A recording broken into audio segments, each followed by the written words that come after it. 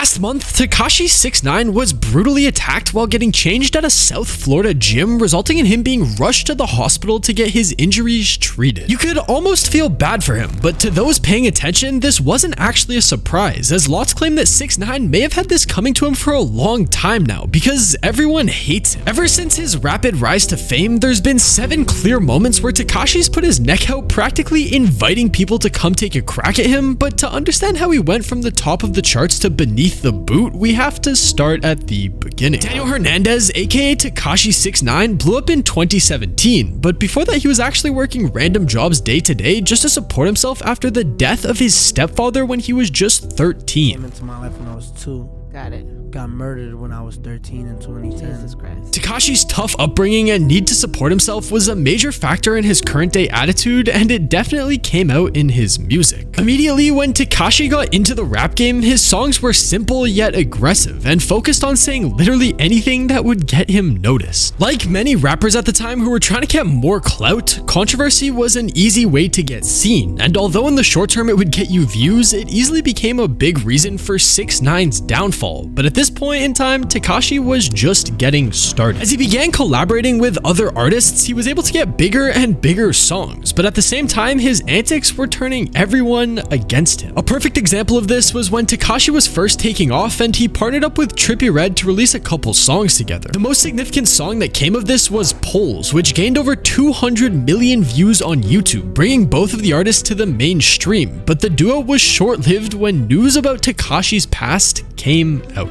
Are you a registered sex offender?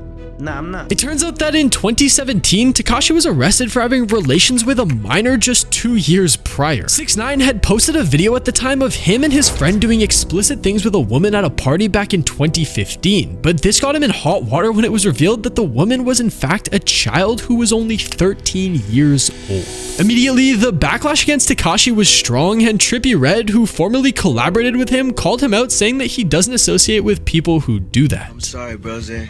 1400 don't promote pedophiles. Immediately though, the controversy brought even more attention to 6ix9ine's name, and anyone who wasn't sure about him before was now 100% calling him out for his behavior. Tekashi originally denied all of these claims, saying that she told him that she was older and was cool with everything that was going on at the time. How old are you? She like 19. So oh, it's lit, like, you know what I'm saying? What? Like when they play the video, she's like, yo, Molly B, you know, we turn up squad, talking shit. So I uploaded thinking like, yo, this girl just told me she's 19. Was she cool with you uploading it? Man, bro, she said follow me on a book. But if rumors of being involved with a minor wasn't bad enough, posting explicit videos online was the nail in the coffin and destroyed any possible chance of denying the events happened. Since the girl was still a child at the time, posting a video online made the charges significantly worse for 6ix9ine. He ended up pleading guilty to all of the charges and was put under a 1-year probation, adding another notch to a belt of controversies. And although this would end most people's careers, 6ix9ine wasn't done yet. After the sentence was somehow dropped and most people thought that he would just simply disappear, 6ix9ine released Gummo.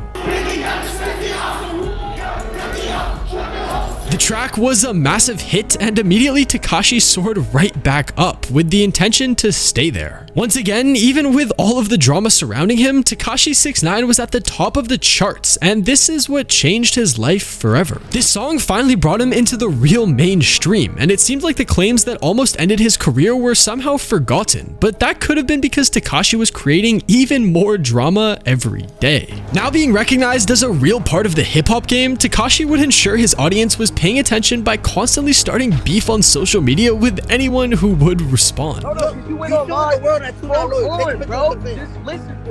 course, Trippie Redd was one of his first targets after calling him out for being a pedophile, but 6ix9ine apparently had a long list of people that he wanted to go after. He brought Bad Baby into the mix with Trippie Redd when he claimed that they had both hooked up when she was still a minor, but nothing really came of this, so of course 6ix9ine moved on. This seems to be the main reason why so many people hate him today, day, as Tekashi knew that the more people he started beef with, the more people would hear about him and then go check out his music. Whether people liked it or not, 6ix9ine was a huge part of the clout chasing era that happened in hip-hop back in 2017, and you could even argue that he had perfected it, as he would frequently say crazy things knowing full well he would get a reaction. His appearance and antics made this really easy for him, as other rappers would often refer to him as a clown or roast him in other tracks, to which Tekashi had no issues responding to. He was even going after OGs in the rap game like Ludacris after he said that he would sign Nick Cannon over Tekashi on a skit in Wild 'N Out. Luda.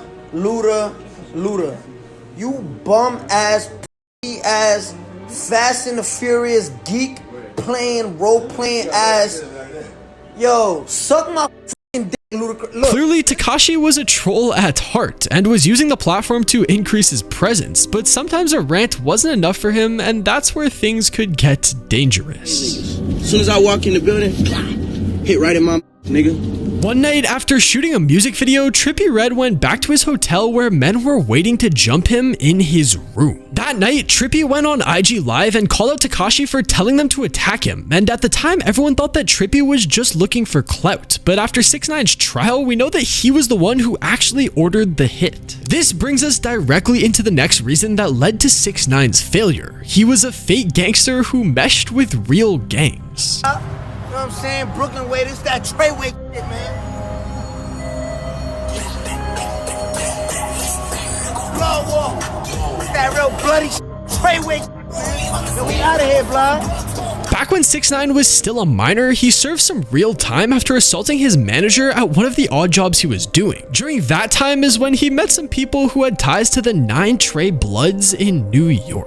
When Tekashi started having a real career in the rap game, his associations grew stronger, and he used those ties to create his brand that he was trying to have the public buy into. Though 6ix9ine was mostly just a troll, the combination of his hot temper mixed with people who were willing to fight for him only led to an increase in his ego that could be seen all across his social media. Though the increase in attention was definitely still working for him at the time, now being associated with an actual gang would inevitably lead to his downfall. But more on that later. Tekashi's first signs of being affiliated with the 9 Trey Bloods was his music video for Gummo, where everyone in the background, whether they're an actor or not, are flashing gang colors during the entirety of the song. We know that Tekashi was trying to elevate his street cred with these types of associations, but not everyone was buying into the fact that he was as hard as he claimed. No, I tell everybody all the time, test my gangster, right? The common belief around 6ix9ine was that anyone who needs to keep telling people that they're a gangster may not actually be the real deal. A quick search on YouTube will give you hundreds of videos of people commenting on 6ix9ine's attitude and trying to expose him for lying on his feet about how gangster he really is. No block right here.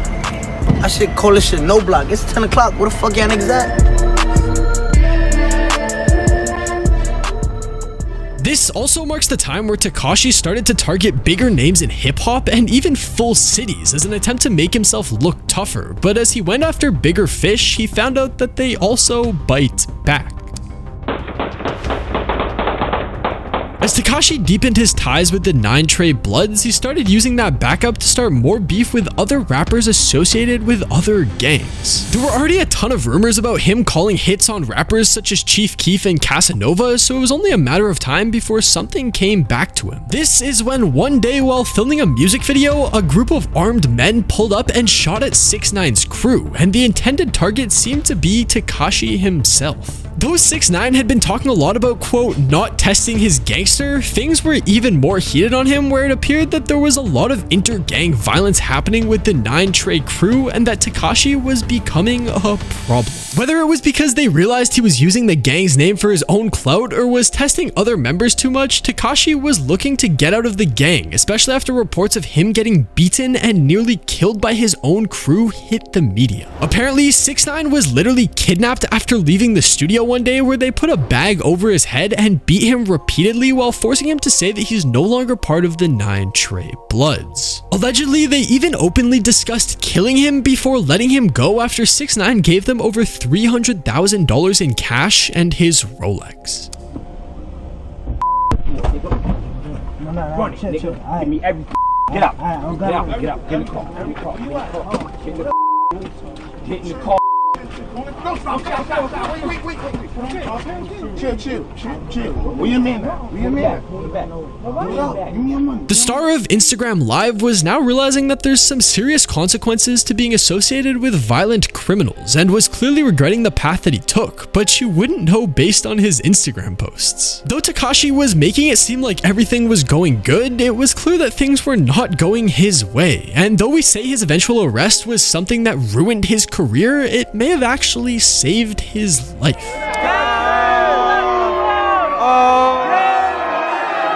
See, at this point, the 9ine gangsters were all split up, but the public only found out after the trial. So though it seemed like Tekashi was still the same loudmouth, money-spending artist as always, there were actual plans to put a hit out on him, as he was using the gangs as his own goon squad, and they didn't like it.